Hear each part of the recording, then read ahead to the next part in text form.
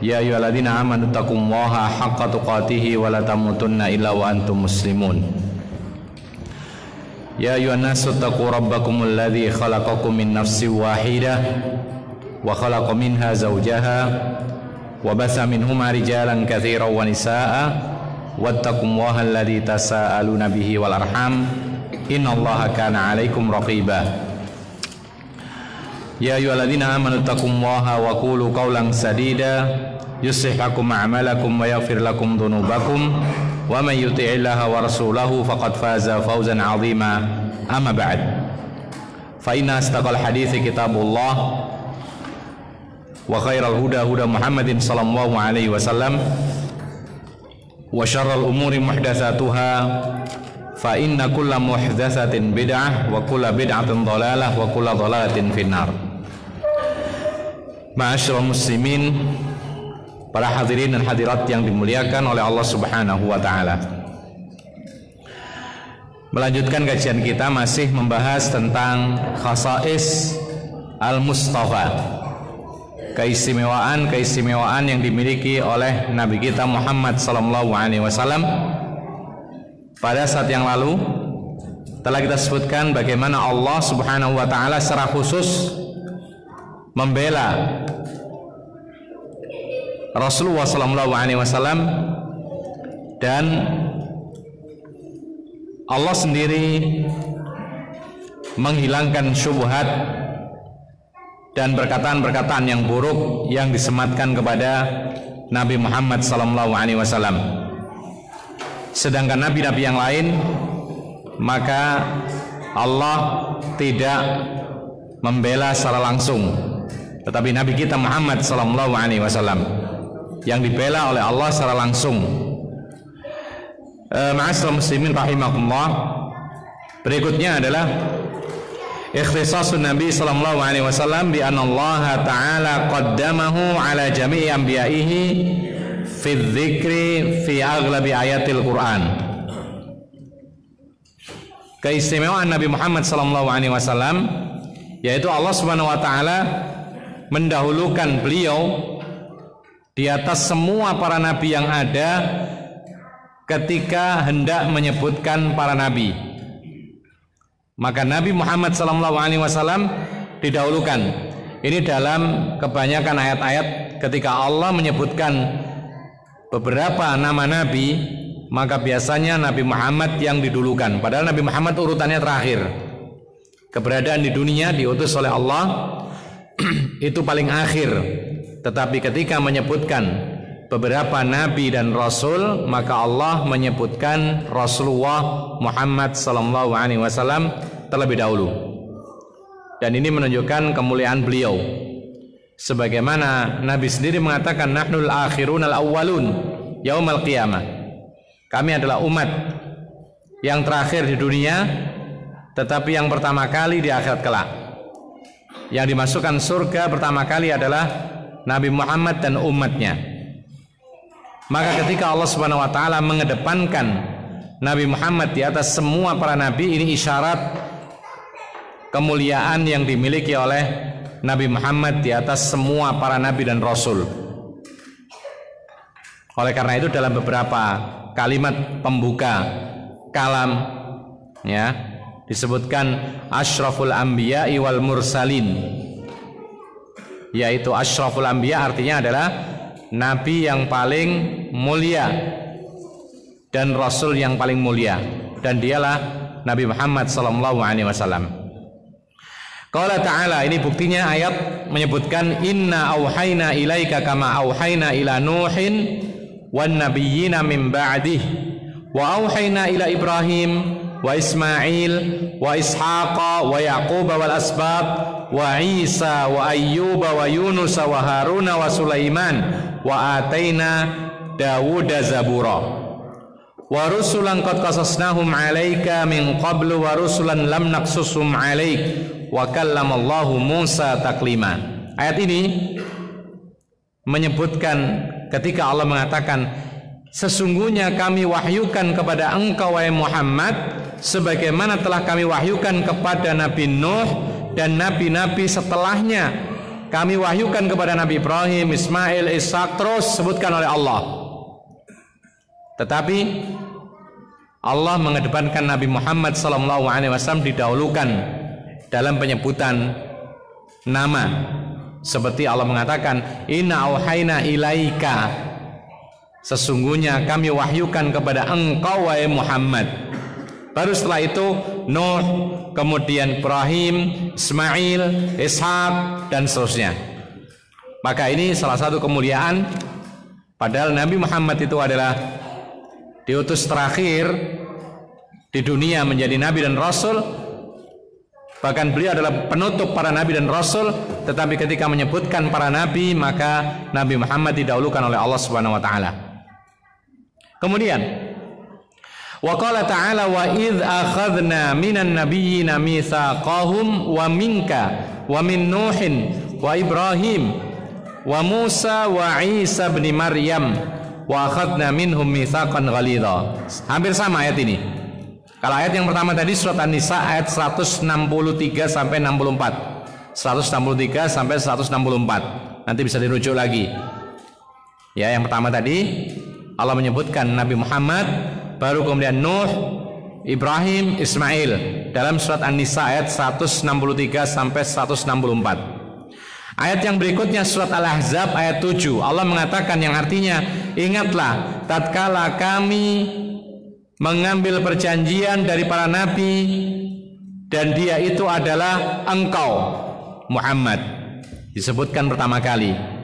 Wa min Nuh, dan dari Nabi Nuh, wa Ibrahim, dari Nabi Ibrahim, wa Musa, dari Nabi Musa, wa Isa, dari Nabi Isa ibni Maryam, wa akhadna minhum mitsaqan ghalidha, dan kami ambil perjanjian yang kuat dari mereka semua. Allah menyebutkan pertama kali minka, dari engkau wahai Muhammad, baru kemudian menyebutkan Nuh, Ibrahim, dan seterusnya. Intinya dua ayat ini atau dua dalil ini menunjukkan kepada kita bahwa Nabi Muhammad adalah Nabi yang dimuliakan oleh Allah di atas semua para Nabi dan Rasul. Oleh karena itu ketika ingin menyebutkan macam-macam nama Nabi yang telah diutus oleh Allah Subhanahu Wa Taala menjadi Nabi dan Rasul, maka Allah menyebutkan yang pertama kali Nabi Muhammad SAW. Kemudian ikhwan fillah azakumullah, yang berikutnya adalah ikhtisasun Nabi SAW bi imamatil anbiya fi baitil maqdis. Ini juga tidak pernah dilakukan oleh Nabi siapapun dan Rasul siapapun. Nabi Muhammad diistimewakan oleh Allah dengan mengimami para nabi yang lainnya di Baitul Maqdis, Masjidil Aqsa. Jadi pernah Nabi Muhammad SAW mengimami para nabi di Masjidil Aqsa, dan itu tidak pernah terjadi pada nabi selain beliau. Ya, agak terganggu suara anak-anak ini. Bisa yang ngobrol-ngobrol di belakang tolong. Iya. Anak-anak tolong suaranya ya.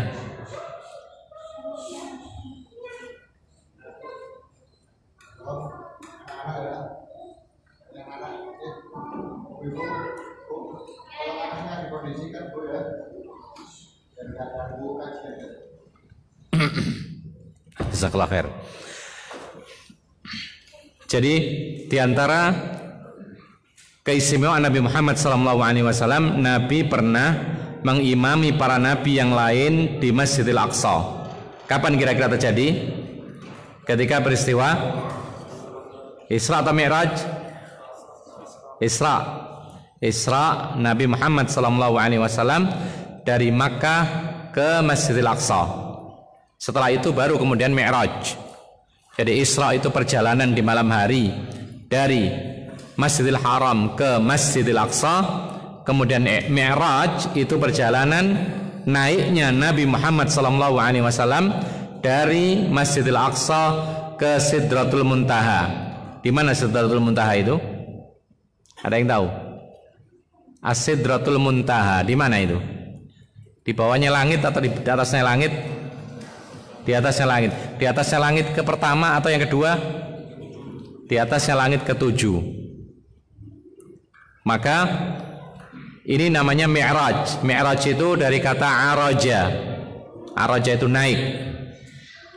Karena memang Allah menaikkan Nabi Muhammad dari Masjidil Aqsa menuju Sidratul Muntaha.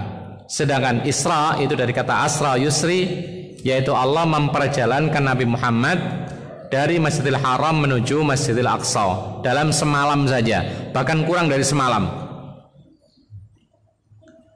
Dan Rasulullah SAW diberikan tunggangan oleh Allah Subhanahu Wa Taala bersama-sama dengan Jibril. Tunggangan tersebut berupa hewan, yaitu bernama buraq. Ya, jadi kalau ada nama pesawat buraq itu masih kalah dengan buraqnya Rasulullah SAW. Karena apa? Karena buraq yang ada pesawat, mungkin sekarang sudah nggak ada ya buraq ini. Jadi ada maskapai buraq namanya, itu tidak bisa menembus langit. Ya, tapi kalau buraqnya Rasulullah ketika Mi'raj itu menembus langit pertama, kedua, ketiga sampai ke-7 sampai ke Sidratul Muntaha. Itu buraq. Kemudian disebutkan oleh Nabi sendiri dalam sebuah hadis bahwa buraq ini binatang yang lebih besar daripada keledai, lebih kecil daripada bighal. Jadi lebih besar sedikit dari keledai, lebih kecil dari kuda yang kecil, itu bighal. Itu ditunggangi oleh Rasulullah. Kecepatannya berapa? Sangat luar biasa cepatnya. Jadi kalau dahulu orang berjalan kaki dari Makkah menuju Masjidil Aqsa itu paling tidak memakan waktu 3-4 bulan. Ya, kalau naik onta bisa lebih cepat lagi, bisa sampai 2 bulan. Kalau naik kuda bisa 1 bulan. Ya, tapi belum nanti nyabrangnya laut dan semisalnya. Maka di sini Rasulullah diperjalankan dari Masjidil Haram menuju Masjidil Aqsa, ditambah lagi naik ke langit ke-7 dan sampai Sidratul Muntaha, balik lagi ke Mekah dalam waktu semalam bahkan kurang dari semalam. Ini betul-betul mukjizat. Tidak bisa diukur dengan akal. Sampai hari ini pun tidak ada satupun kendaraan yang bisa secepat itu. Tapi ini bukan mustahil bagi Allah mentakdirkan demikian. Kemudian ketika ketemu Allah Subhanahu Wa Taala, diperintahkan oleh Allah salat asalnya 50 kali waktu, kemudian diturunkan sampai 5 waktu. Bahkan di situ, jadi langit satu ke langit yang kedua jarak perjalanan 500.000 tahun, 500.000 sana, dan demikian seterusnya dari langit yang kedua, ketiga, keempat dan seterusnya. Nah, itu ditempuh oleh Nabi SAW dalam waktu yang hanya kurang dari semalam. Balik lagi ke Mekah dalam keadaan selamat, telah mendapatkan perintah Allah Subhanahu Wa Taala. Oleh karena itu, ikhwan fillah azakumullah, kita baca dulu hadisnya. Lam taqtasir fadailu nabiyina bin nisbati li ikhwanihil anbiya ala taqaddumihi alaihim fi dzikri, bal qad jama'a Allah Ta'ala lahu jama'ah minhum fasalla bihim imaman ta'kidan li fadlihi wa syarafihi alaihim. Baru saja kita dengarkan tadi bahwasanya Allah mengutamakan, memuliakan Nabi Muhammad ketika hendak menyebutkan para nabi yang pernah diutus, maka yang awal disebutkan adalah Nabi Muhammad. Ini menunjukkan kemuliaan beliau. Nah, sekarang ada perkataan beliau, tidak berhenti keutamaan Nabi kita Muhammad SAW dibandingkan dengan saudara-saudaranya para nabi yang lain, yaitu dalam hal didahulukannya atas mereka dalam penyebutan yang tadi. Bahkan Allah Subhanahu Wa Ta'ala pernah mengumpulkan para nabi yang pernah ada ini, dikumpulkan oleh Nabi menjadi makmum salat berjamaah, yang mengimami adalah Nabi Muhammad. Takidan li fadli wa syarafi alaihim, dan ini sebagai penguat keutamaan Nabi dan kemuliaan Nabi Muhammad yang melampaui mereka semua, melampaui Nabi Ibrahim, Nuh, Musa, Isa, Idris, Adam dan lain sebagainya, di atasnya semuanya. Akhraja Muslimun fi min hadits Abi Hurairah taqal. Imam Muslim meriwayatkan dari hadis Abu Hurairah, semoga Allah meridainya, beliau mengatakan, qala Rasulullah sallallahu alaihi wasallam, Rasulullah bersabda, laqad ra'aituni fil hijri, dan sungguh aku melihat pada saat di dalam hijr. Maksudnya hijr di sini adalah orang yang menyebut sekarang sebagai hijr Ismail, yaitu di dalam Masjidil Haram ada Ka'bah, kemudian di dalam lengkungan itu namanya hijr. Ya, Rasulullah di situ. Kemudian wa Quraisyun tas'aluni an masraya, dan kaum Quraisy itu terus bertanya kepadaku tentang perjalanan Isra Mi'rajku, Mi'rajnya Nabi sallallahu alaihi wasallam. Jadi Rasulullah sallallahu alaihi wasallam tidak diketahui dengan pasti waktunya kapan, bulannya kapan, tanggalnya kapan, bulannya kapan, tahunnya berapa. Yang jelas ini sebelum tahun Hijriyah, karena ini masih berada di Makkah sebelum hijrah. Ya. Ketika Rasulullah SAW baru saja ditinggal mati oleh istrinya Khadijah, padahal yang menopang dakwah yang sangat besar itu adalah Khadijah. Bahkan disebutkan oleh para ulama, Khadijah itu perannya bukan hanya sebagai istri, tetapi beliau adalah istri, bahkan beliau yang mendukung dakwanya Rasulullah dan yang membiayai keperluan Rasulullah ketika berdakwah. Meninggal dunia Khadijah. Tidak lama kemudian, beberapa bulan, maka pamannya yang biasa melindungi dia, Abu Thalib, pun meninggal dunia. Maka tahun tersebut dikenal oleh para ahli sejarah Islam dengan Amul Huzni. Apa artinya? Tahun sedih, tahun kesedihan yang mendalam. Ya, jadi dahulu itu kalau orang-orang kafir Quraisy itu hendak mencelakai Rasulullah, maka langsung Abu Thalib pamannya menghalangi dan melindungi Rasulullah SAW karena ponakannya sendiri. Padahal dia belum masuk Islam. Dihalangi, tetapi tiba-tiba Abu Thalib meninggal dunia. Maka saat itulah kesedihan yang mendalam. Kemudian orang-orang kafir Quraisy mulai berani menyakiti Rasulullah, melontarkan kata-kata yang buruk, semua perkataan negatif disematkan kepada Nabi Muhammad SAW. Yang penyair, yang tukang sihir, tukang dusta, apalagi orang gila, abtar, ya, sebatang kara, dan lain sebagainya. Ini disematkan kepada Rasulullah. Ditambah tidak ada Khadijah, tidak ada Abu Thalib. Yang ada adalah beberapa sahabat yang tidak banyak. Maka Allah Subhanahu wa ta'ala mentakdirkan terjadinya peristiwa Isra dan Mi'raj. Makanya para ulama mengatakan peristiwa Isra Mi'raj ini adalah yaitu sebagai ganti dari kesedihan Rasulullah dan kesabaran Rasulullah yang luar biasa. Diberikan peristiwa yang luar biasa sebagai bentuk mukjizat, yang mana orang-orang mestinya beriman dengan mukjizat ini. Tapi yang namanya orang kafir, maka mereka tambah kafir. Bahkan ada sebagian orang yang masuk Islamnya itu masih ragu, langsung murtad pada saat Rasulullah menceritakan telah dimi'rajkan oleh Allah Subhanahu wa taala. Langsung murtad. Orang yang kafir tambah kafir. Bahkan ketika mereka mendengar bahwa Nabi Muhammad mengaku telah mengunjungi Baitul Maqdis, ya, kemudian sampai naik ke langit yang ketujuh dan Sidratul Muntaha, maka mereka terbahak-bahak tertawa, tidak berhenti tertawanya. Lalu mereka mengatakan, ini baru-baru benar-benar Muhammad ini sekarang terbukti betul-betul gila. Karena tidak mungkin orang semalam ke Masjidil Aqsa saja nggak mungkin, apalagi ke langit. 3 bulan penuh perjalanan ke Masjidil Aqsa.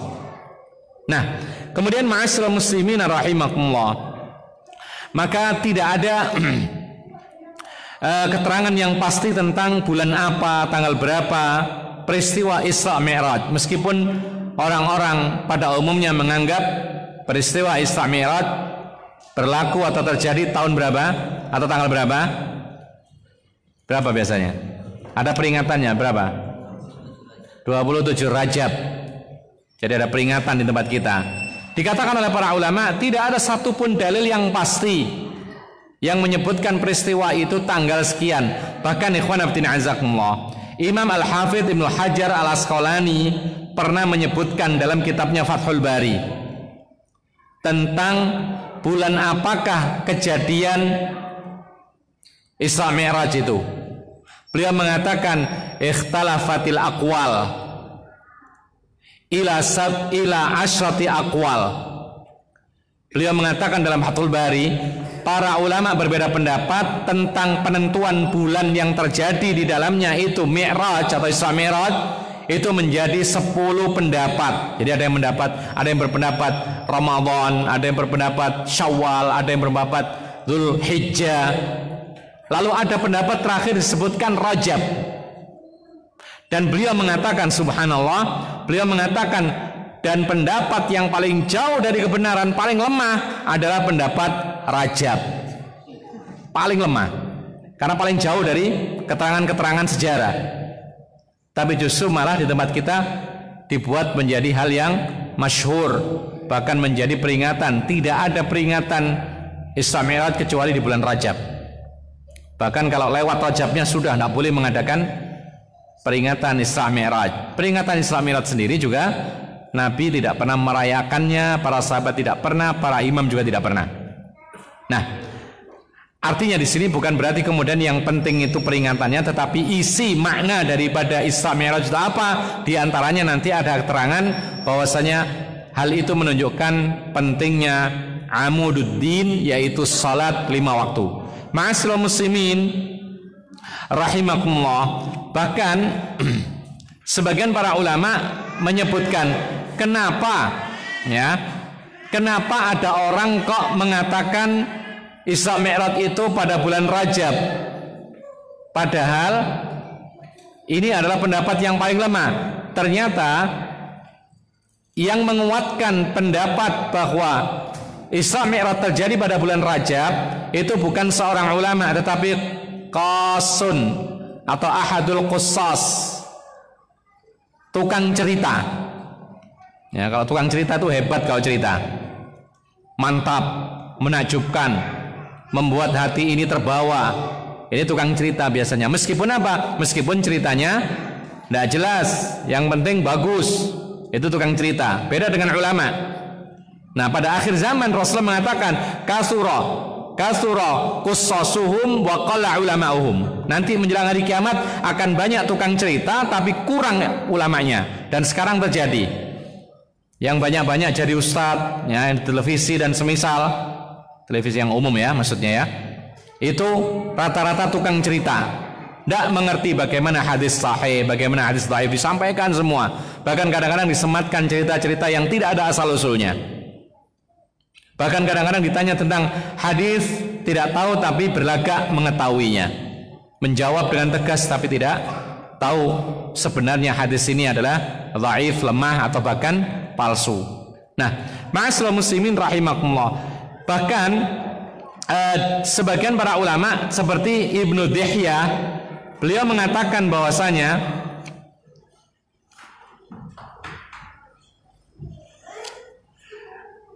pendapat yang mengatakan bahwa Isra Mi'raj itu bulan Rajab itu disampaikan oleh tukang cerita, dan ini pun juga termasuk pendapat yang sangat lemah. Seperti juga dikatakan oleh Bakar Abu Zaid, beliau juga mengatakan bahwasanya termasuk yang paling lemah pendapat tentang kapan terjadinya Isra Mi'raj. Maka ada yang mengatakan Rajab, ini adalah perkataan yang paling lemah. Namun ma'asyiral muslimin rahimahullah, sekarang bulan apa ini? Bulan Hijriahnya apa sekarang? Sudah Rajab belum? Belum ya? Jumatul Akhir. Baik, berarti setelah ini baru Rajab, baru kemudian Sya'ban. Tapi di hadapan kita nanti ada bulan Rajab. Lalu apakah ada keistimewaan bulan Rajab? Dijawab oleh para ulama bahwasanya rata-rata hadis-hadis tentang keutamaan bulan Rajab itu tidak lepas dari hadis-hadis yang dhaif. Kalau tidak dhaif maka dhaifun jiddan. Apa dhaif? Lemah. Kalau dhaifun jiddan, lemah sekali. Kalau tidak, dhaifun jiddan dan dhaif, maka maudhu', palsu. Ada sebuah kutaib kitab kecil yang ditulis oleh Al-Hafidz Ibnu Hajar Al-Asqalani, khusus membahas tentang hadis-hadis yang datang tentang keutamaan bulan Rajab. Beliau membuat judul kitab ini dan sekaligus ini menjelaskan apa isinya. Apa itu? Dia mengatakan dalam judulnya Tabyinul Ujab mimma warada fi fadli Rajab, penjelasan yang menakjubkan dari hadis-hadis tentang keutamaan bulan Rajab. Beliau simpulkan hadis-hadisnya tidak luput, kalau tidak dhaif maka palsu. Jadi tidak ada satupun hadis tentang keutamaan Rajab yang sahih, semuanya dhaif. Apalagi dalam amalan-amalan seperti salat raghaib, kemudian juga puasa khusus beberapa hari di awal Rajab, ini semuanya tidak ada keterangan dalam hadis yang sahih. Cuman para ulama mengatakan boleh seseorang itu memperbanyak amal saleh ketika bulan Rajab, tapi jangan diniatkan mengkhususkan bulan Rajab, tapi niatkan memperbanyak amalan di bulan haram, karena Rajab termasuk bulan istimewa, yaitu bulan haram. Rasulullah ketika ditanya apa saja al-ashhurul hurum itu apa Rasulullah, bulan-bulan haram itu apa saja Rasulullah, Rasulullah mengatakan apa?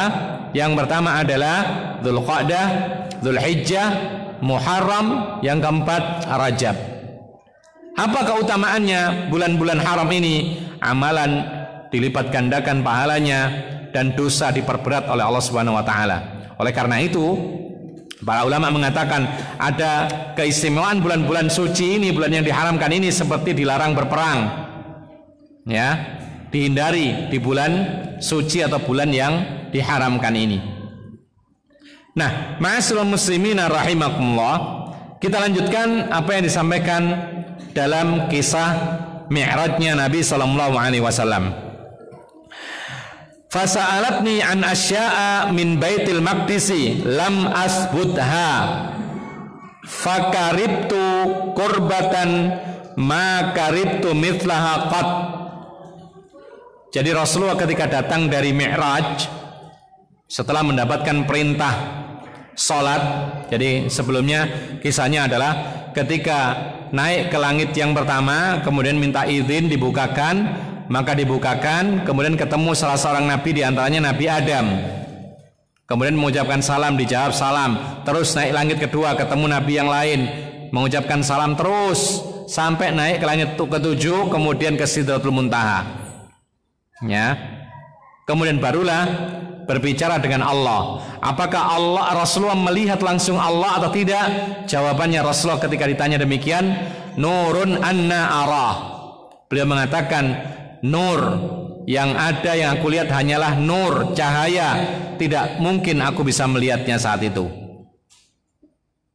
Karena pernah Musa alaihissalam minta supaya bisa melihat Allah, maka ketika Allah menampakkan cahayanya, hancurlah gunung, kemudian Nabi Musa pingsan, ya, fakharra sa'iqan, jadi pingsan, jadi tidak mampu bertemu dengan Allah di dunia. Itu nanti di akhirat ketika kita orang-orang yang beriman, dan itu termasuk nikmat yang paling agung, yaitu melihat Allah Subhanahu wa taala. Tidak ada nikmat yang lebih nikmat kecuali melihat Allah Subhanahu wa taala. Mudah-mudahan kita diberikan nikmat ini di akhirat kelak. Nah, ma'asyiral muslimin rahimakumullah, ketika Rasulullah SAW sebelum naik ke langit ketujuh, maka Rasulullah dimampirkan ke Masjidil Aqsa mengimami salat semua para nabi yang hadir saat itu. Sekarang pertanyaannya, lu nabi kan sudah meninggal dunia, para nabi, ya kan? Nabi Musa, Nabi Adam, Nabi Nuh, Nabi Saleh, semuanya sudah mati. Tapi kenapa peristiwa Mi'raj atau Isra Mi'rajnya Nabi mengimami para nabi di Masjidil Aqsa? Maka dijawab oleh para ulama, innallaha qadirun ala kulli syai'. Allah itu maha mampu membuat sesuatu apapun yang mustahil bagi manusia. Memang Nabi semua telah mati kecuali Nabi Isa, tapi Allah mampu menghidupkan saat itu, kemudian diletakkan di Masjidil Aqsa, kemudian dipertemukan dengan Nabi Muhammad SAW, lalu Rasulullah mengimami mereka. Tidak ada yang mustahil bagi Allah. Menciptakan baru yang dahulunya tidak ada saja mampu, apalagi sekedar mengulangi ciptaan, mengembalikan ciptaan, menghidupkan lagi, lalu mematikan lagi. Ini lebih mudah bagi Allah. Karena menciptakan baru itu lebih susah, tapi Allah itu mampu dan tidak ada susah bagi Allah, apalagi sekedar menghidupkan kembali yang sudah mati. Lebih mudah lagi bagi Allah. Itu jawabannya. Makanya ada riwayat-riwayat Rasulullah pernah melihat surga, ya, dalam keadaan sadar. Rasulullah melihat surga. Lalu bagaimana? Ya sudah ditampakkan oleh Allah surga di hadapan matanya. Tidak mustahil bagi Allah. Allah qadirun ala kulli syai'. Allah itu mampu segala sesuatu. Kita tidak mampu. Itulah keyakinan orang yang beriman. Yu'minuna bil ghaib, yaitu iman terhadap perkara-perkara yang gaib asalkan itu adalah wahyu. Karena wahyu tidak akan pernah salah, sedangkan manusia kadang-kadang bersalah. Otak manusia kadang-kadang salah, naluri manusia kadang-kadang salah, hati nurani manusia kadang-kadang bercampur dengan hawa nafsu sehingga salah. Ma'asyiral muslimin rahimakumullah. Maka tatkala selesai mendapatkan wahyu salat, ya, kemudian Rasulullah dikembalikan ke Makkah, kemudian bercerita kepada kaumnya, maka kebanyakan orang ingkar kepada Rasulullah SAW. Maka kemudian ada orang-orang kafir yang cerdas, itu ingin menjatuhkan Rasulullah dengan pertanyaan-pertanyaan yang memang dibuat-buat seolah-olah apa? Seolah-olah pertanyaan ini memang benar, tapi Rasul tidak siap menjawabnya. Apa pertanyaan itu? Pertanyaannya adalah tentang sifat karakter Masjid Al-Aqsa. Rasulullah mengatakan, aku diberikan pertanyaan-pertanyaan tentang Baitul Maqdis, yang mana aku itu dahulu ketika salat di sana aku tidak teliti. Wong baru datang sekali, kemudian tidak perhatian pintunya berapa, pintu besarnya berapa, apa saja yang ada di dalam masjid, tiangnya berapa. Ternyata ada orang kafir Quraisy yang cerdas ingin menjatuhkan Nabi. Ditanya, kalau kamu melihat dan kau ke sana, coba sebutkan berapa jumlah pintu Masjidil Aqsa, berapa tiangnya, berapa ini, bagian mana ini, bagaimana, dan seterusnya. Rasul terdiam. Tapi sementara terdiam, kata beliau, ketika aku merasakan sangat sedih, pikiran kalut, tidak pernah aku berpikir kalut seperti ini. Qala farafa'ahu Allahu li anzuru ilaihi ma yas'aluni an syai'in illa anba'tuhum bih. Kata Rasulullah, tiba-tiba Allah Subhanahu wa taala mengangkat Masjidil Aqsa itu di hadapan mataku dalam keadaan sadar. Ketika ditanya, "Hai Muhammad, coba sebutkan berapa pintunya Masjidil Aqsa, berapa tiangnya, bagaimana bentuknya?" Tiba-tiba datang Masjidil Aqsa di hadapannya. Maka Rasul menyebutkan, oh pintunya sekian, oh pintu kanannya begini, pintu besarnya demikian, tiangnya ini, tiangnya sebesar ini, warnanya demikian, disebutkan satu persatu. Dan di situ yang ngetes itu memang tahu Masjidil Aqsa karena sudah pernah ke sana berkali-kali. Ternyata cocok semuanya. Tapi yang namanya orang-orang kafir, mereka tetap saja tidak beriman. Kemudian wa qad ra'aituni fi jama'atin minal anbiya fa idza Musa qa'imun yusalli fa idza rajulun darbun ja'dun ka'annahu min rijali sanu'ah wa idza Isa bin Maryam qa'imun yusalli aqraban nas bihi syabahan Urwah bin Mas'udin Tsaqafi. Kemudian Rasulullah bercerita lagi tentang nabi-nabi yang ditemui di langit pertama, kedua, ketiga, masing-masing beda-beda sifatnya dan fisiknya. Disebutkan oleh beliau ketika ketemu dengan Nabi Musa, dia sedang berdiri, dia itu bagaikan seorang laki-laki yang rambutnya keriting, ya, dia itu bagaikan kaum laki-laki dari kabilah Sanu'ah. Kemudian Nabi Isa, adapun Nabi Isa itu, maka dia itu adalah mirip sekali dengan sahabatku Urwah ibnu Mas'ud Ats-Tsaqafi. Adapun Ibrahim, wa idza Ibrahim qaimun yusalli asbahun nasa bihi sahibukum yakni nafsahu. Adapun aku bertemu dengan Nabi Ibrahim, maka Nabi Ibrahim itu sangat mirip dengan sahabatmu sendiri, yaitu Rasulullah sendiri. Ya.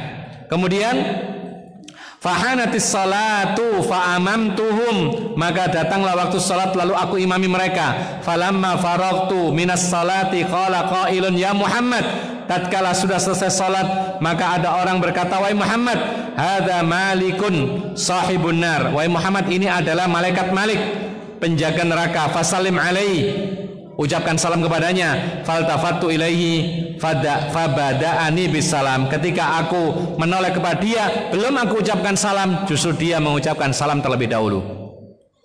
Ma'asyiral muslimin rahimakumullah, intinya adalah hanya Rasulullah Muhammad SAW yang diberikan keistimewaan oleh Allah pernah mengimami para nabi yang sebelumnya, sedangkan nabi-nabi yang lain tidak mengimami nabi-nabi yang lain dan tidak mengimami Rasulullah SAW. Ini keistimewaan Nabi Muhammad SAW. Kemudian ma'asyiral muslimina rahimakumullah, kita merujuk kepada masalah Isra wal Mi'raj. Isra wal Mi'raj ini adalah peristiwa besar yang mana ibrahnya sangat-sangat luar biasa. Sebelum ibrah kita sebutkan, Isra Mi'raj ini peristiwa yang disebutkan oleh Allah dalam surat Al-Isra, sampai dalam satu surat itu namanya surat Al-Isra, surat perjalanan Isra Mi'raj. Itu ada dalam surat Al-Isra. Ayat pertama menjelaskan tentang perjalanan tersebut, ya. Maka para ulama mengatakan peristiwa Isra Mi'raj ini ditetapkan oleh Allah dalam Al-Quran, surat Al-Isra. Kemudian hadis-hadis banyak menyebutkan tentang peristiwa Isra Mi'raj, sampai para ulama ahli hadis menyebutkan hadis-hadis tentang Isra Mi'raj itu mutawatir. Artinya mutawatir adalah hadis tersebut benar-benar sahih dan tidak mungkin diingkari. Para ulama mengatakan tidak ada yang mengingkari peristiwa Isra Mi'rajnya Nabi kecuali zindiq. Zindiq itu semacam orang munafik. Di hatinya ada kerusakan, kekufuran, ingin merusak Islam dari dalam. Itu zindiq. Lain lagi dengan orang kafir, lain lagi dengan orang-orang Nasrani Yahudi. Tapi ini adalah orang-orang yaitu di dalam Islam, bergaul dengan orang Islam, menampakkan diri Islam, tapi kalau ada kesempatan terang-terangan merusak Islam.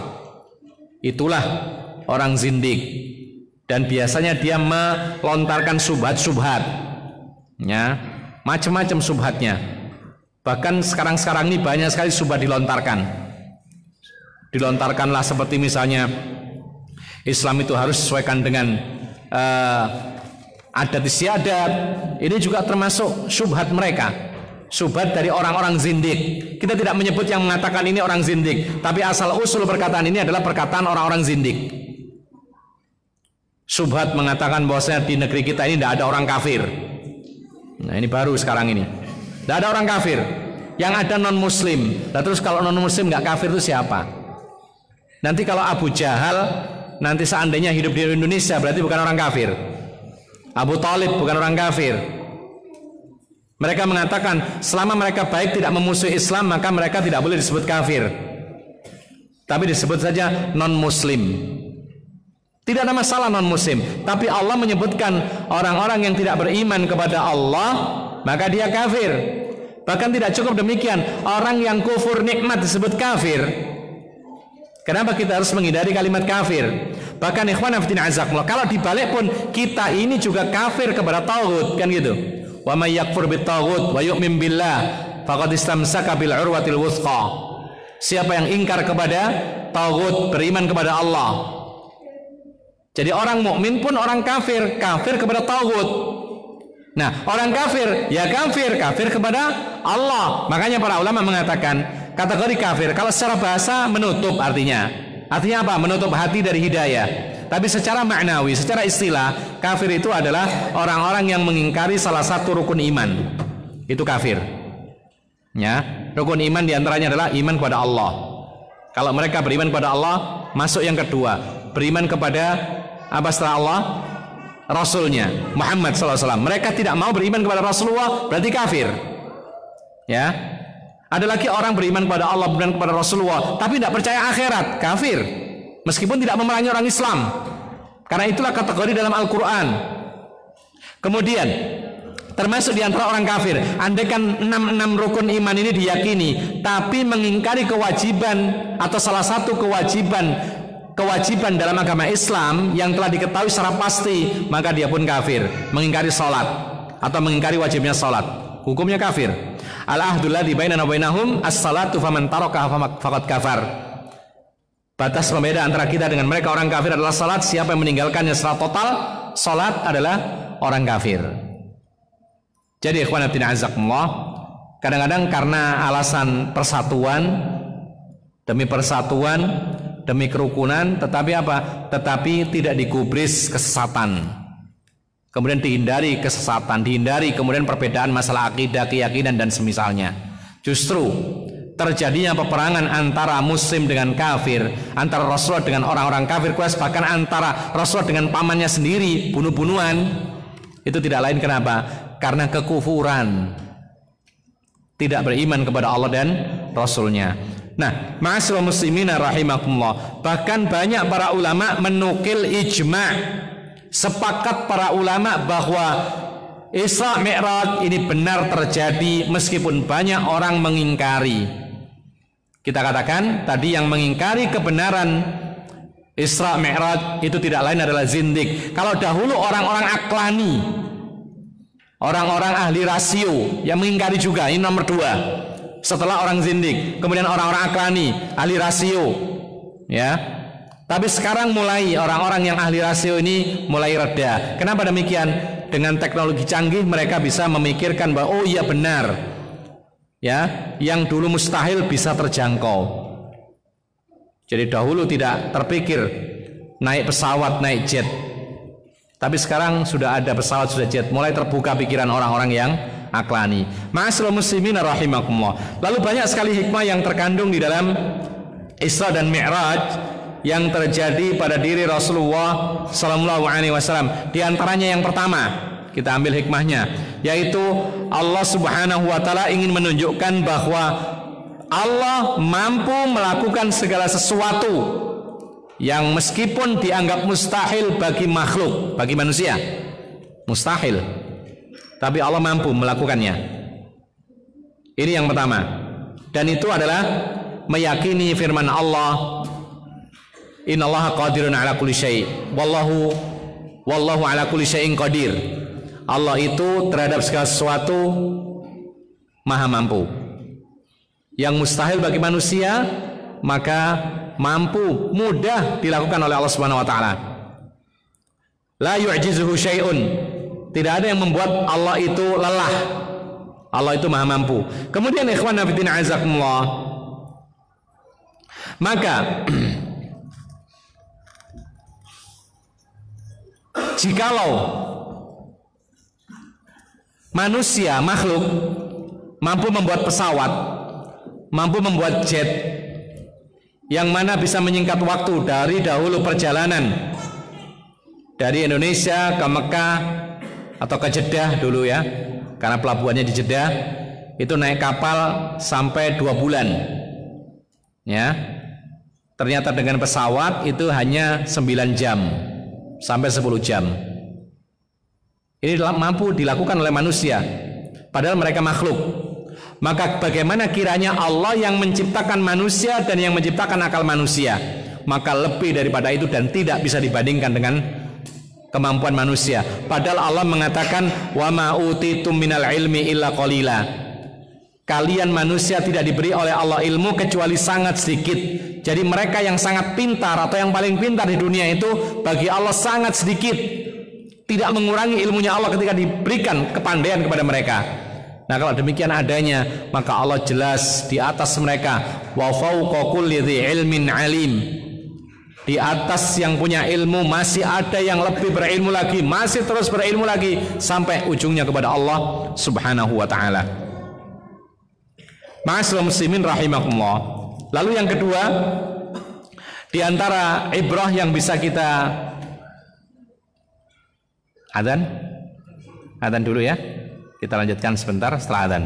Silakan adzan dulu, wallahu alam bissawab.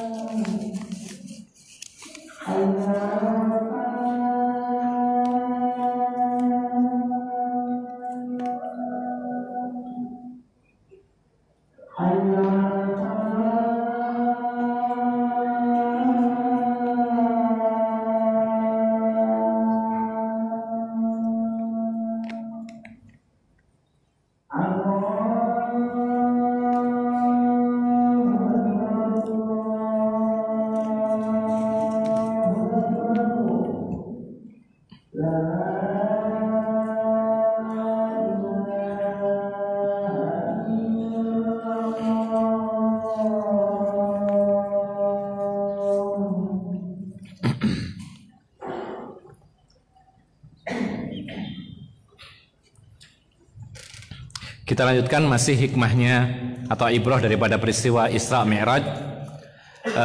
Di antaranya adalah kewajiban orang mukmin ketika mendapati suatu hal yang tidak masuk akal, tetapi itu adalah berita dari Allah dan Rasulnya, maka kita harus mengedepankan wahyu Allah Subhanahu wa ta'ala. Karena wahyu Allah tidak akan salah. Sedangkan akal manusia kadang-kadang salah. Dan akal manusia tidak sempurna. Andaikan akal manusia ini sempurna, maka tidak akan ada persisian pendapat. Sebagaimana Al-Quran, karena semuanya benar, datang dari Allah, tidak pernah ada yang bertolak belakang, bertentangan. Oleh karena itu, ikhwan fillah azakumullah, maka ini termasuk bagian daripada iman orang yang beriman terhadap kabar Allah dan berita dari Rasulullah.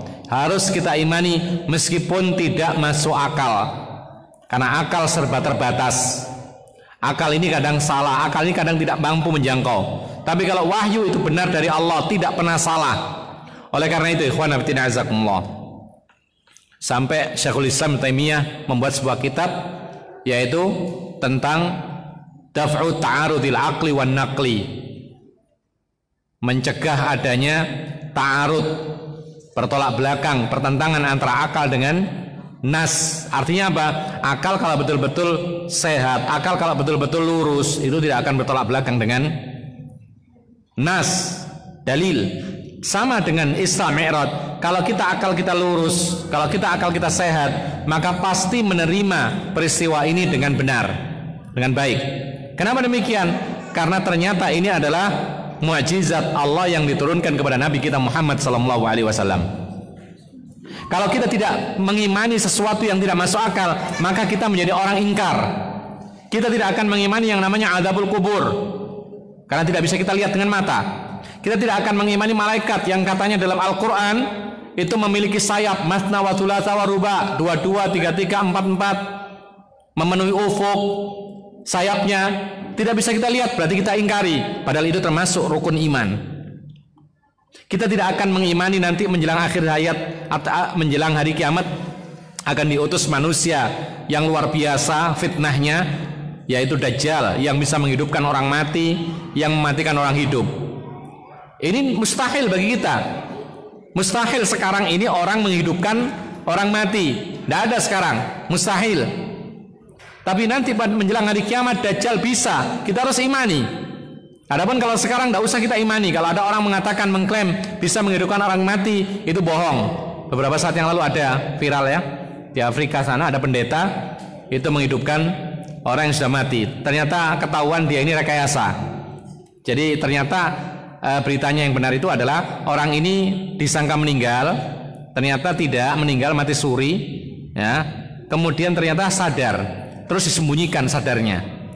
Kemudian dijadikan kesempatan oleh pendeta ini untuk mengundang orang-orang banyak, lalu dia mengklaim bahwa dia bisa menghidupkan orang mati. Ditata sedemikian rupa, kamerakan, kemudian orang-orang menjaga jangan sampai menyentuh mayat ini, tapi dia sudah hidup. Kemudian disentuh dengan diteriaki, hiduplah, hidup dia, langsung bisa berjalan. Tapi ternyata kemudian akhirnya sekarang si pendeta ini diadili. Karena apa? Karena dia mengklaim suatu mukjizat padahal tidak ada mukjizat bagi dia. Nah, tapi nanti menjelang hari kiamat akan ada Dajjal yang bisa menghidupkan orang mati. Ini hak betul adanya. Ini fitnah bagi orang yang beriman, dan itu harus kita imani. Kemudian ikhwan fillah azakumullah, kisah Isra Mi'raj ini isyarat keutamaan yang namanya Ardhun Mubarak, yaitu negeri yang diberkahi oleh Allah Subhanahu wa taala, yaitu disebut dengan Al-Quds, atau bahasa yang lain Al-Aqsa. Ini tempat yang mulia. Apa kemuliaan Al-Aqsa? Satu, disebutkan oleh para ulama, pernah menjadi kiblatnya kaum muslimin di awal-awal Islam. Pernah menjadi kiblat. Sampai kemudian di tengah salat maka Allah menurunkan ayat, ya, wa min haitsu kharajta fawalli wajhaka syatral masjidil haram. Sekarang dirubah, menghadaplah ke Masjidil Haram. Maka pernah ada satu jamaah dikabari orang bahwasanya Nabi telah mendapatkan wahyu merubah arah kiblat, maka mereka sedang salat memutar. Tadinya menghadap negeri Syam, ya, Baitul Maqdis atau Masjidil Aqsa, kemudian berputar menghadap Makkah, dan mereka berada di Madinah.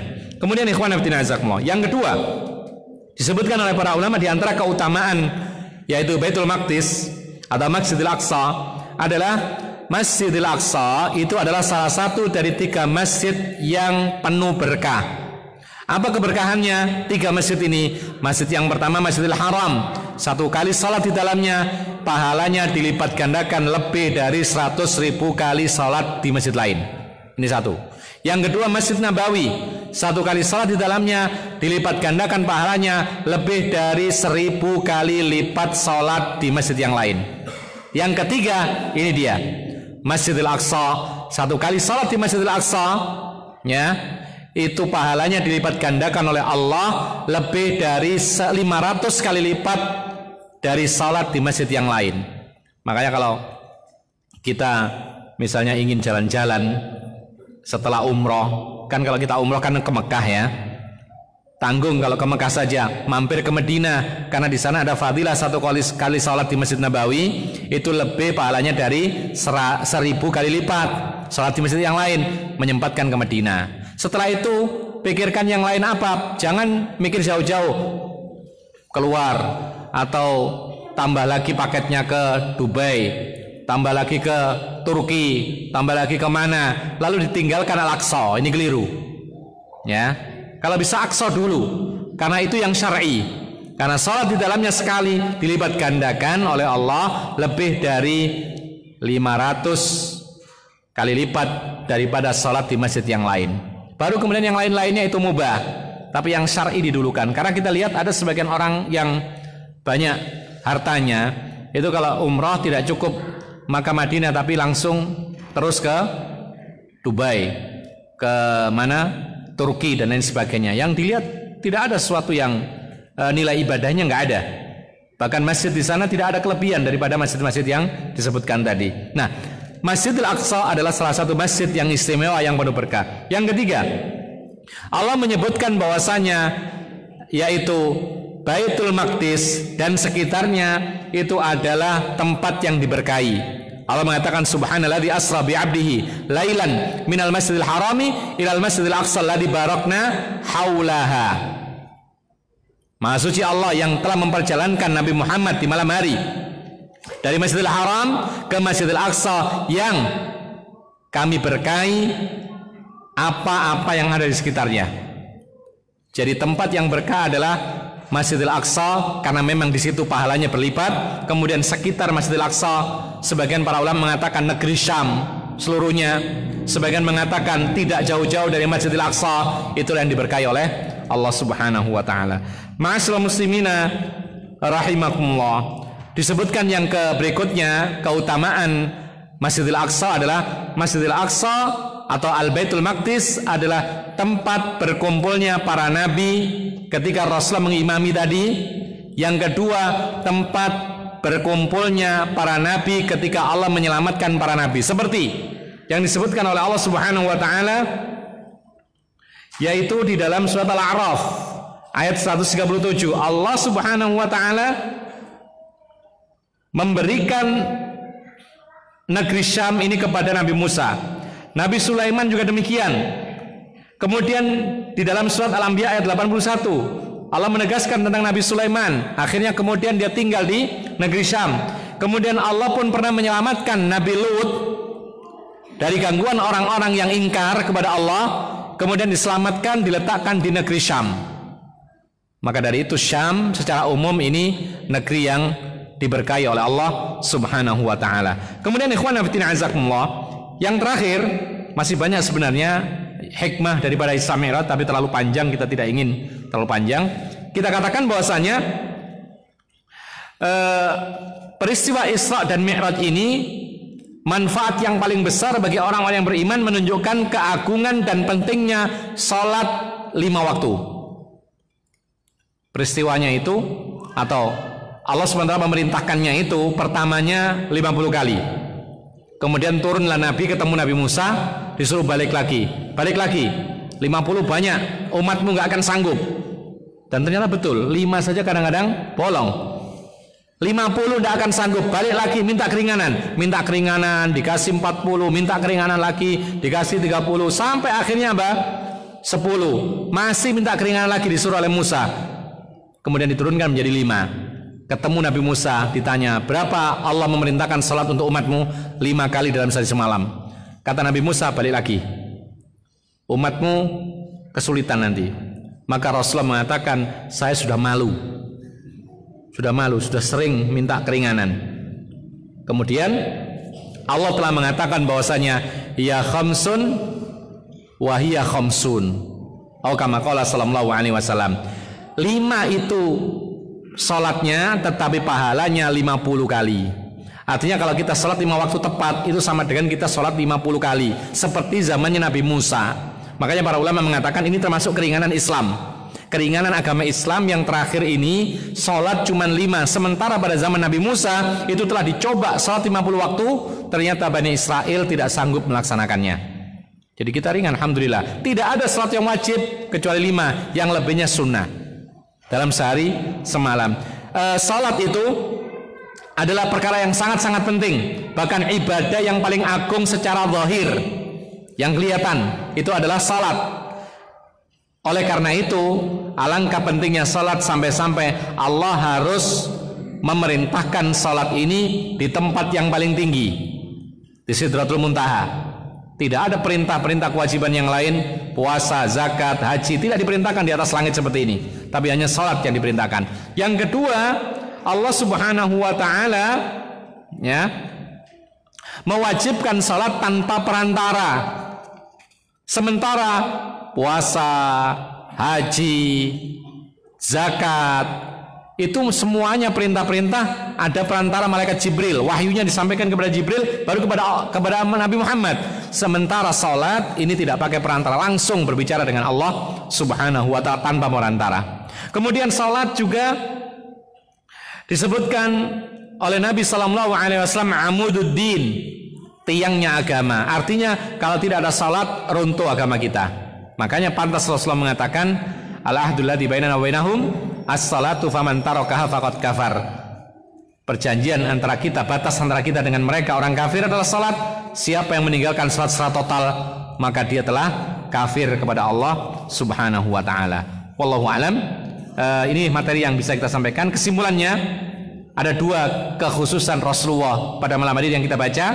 Yang pertama, bahwa Allah Subhanahu wa taala ketika menceritakan nama-nama para nabi dalam Quran, maka Allah mendahulukan Nabi Muhammad sallallahu alaihi wasallam sebelum mereka.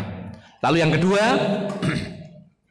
Rasulullah dikhususkan oleh Allah pernah mengimami salat semua para nabi yang ada, yaitu di Masjidil Aqsa. Wallahu alam. Kemudian kita buka sesi tanya jawab sebentar. Saya pernah membaca bahwa Rasulullah menggambarkan Sidratul Muntaha seperti pohon yang rindang. Apakah benar? Ya, dalam riwayat demikian. Kita tidak membaca secara detail ya tentang Mi'raj atau tentang Isra Mi'raj karena hadisnya sangat panjang. Ini disingkat oleh mu'alif. Karena bahasan kita bukan Isra Mi'raj. Ini nanti lain waktu saja mungkin membahas tentang Isra Mi'raj. Ini kaitannya dengan akidah biasanya disampaikan. Ya. Tapi kita membahas khasais, keistimewaan Rasulullah. Memang ada beberapa hal di antara sifatnya Sidratul Muntaha seperti pohon yang rindang yang besar. Kemudian ada lagi disebutkan di atasnya langit ketujuh ada laut. Itu ada demikian dalam hadis yang sahih. Kemudian di atasnya laut itu ada arsy, ya. Demikian seterusnya perinciannya ada dalam hadis Bukhari dan Muslim dan yang lainnya.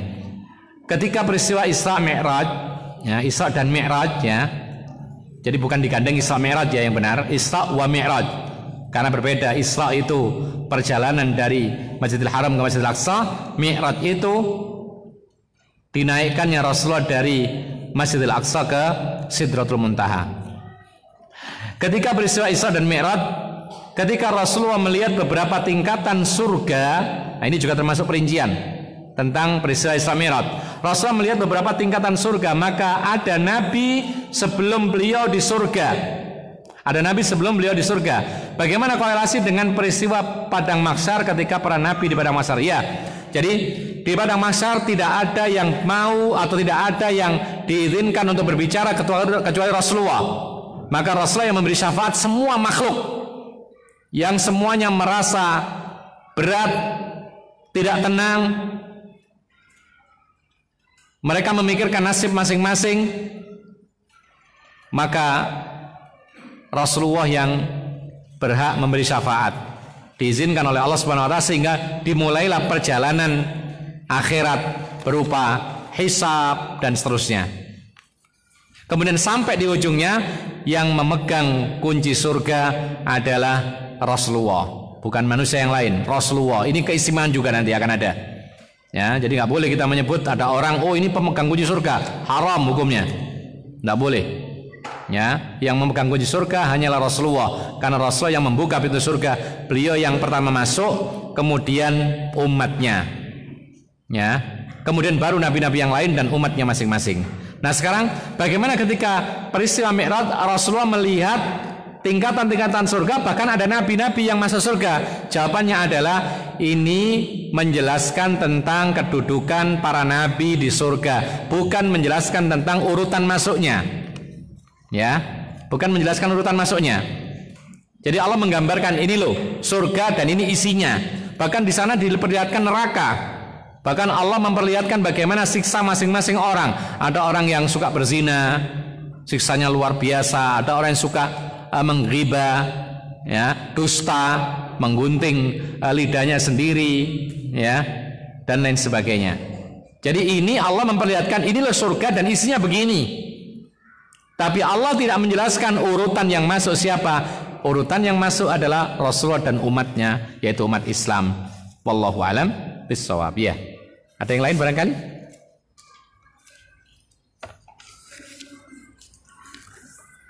Cukup? Gak ada? Cukup ya? Baik. Kita cukupkan sampai di sini. Mudah-mudahan Allah Subhanahu wa taala menjadikan kita hamba-hamba yang dipilih oleh Allah Subhanahu wa taala, yang disebut oleh Allah sebagai ibadur rahman, yaitu hamba-hamba pilihan Allah yang dijanjikan dengan surga, dengan keluarga masing-masing yang beriman, sehingga kita tidak hanya merasakan kenikmatan di dalam dunia, tetapi merasakan juga kenikmatan yang abadi kekal selama-lamanya, yaitu di akhirat kelak di surganya Allah Subhanahu wa taala. Amin ya rabbal alamin. Wallahu alam wa akhiru da'wana alhamdulillahirabbil alamin. Wassallallahu ala nabiyina Muhammadin wa ala alihi wa sahbihi ajma'in. Subhanakallahumma bihamdika asyhadu an la ilaha illa ant astaghfiruka wa atubu ilaik. Assalamualaikum warahmatullahi wabarakatuh.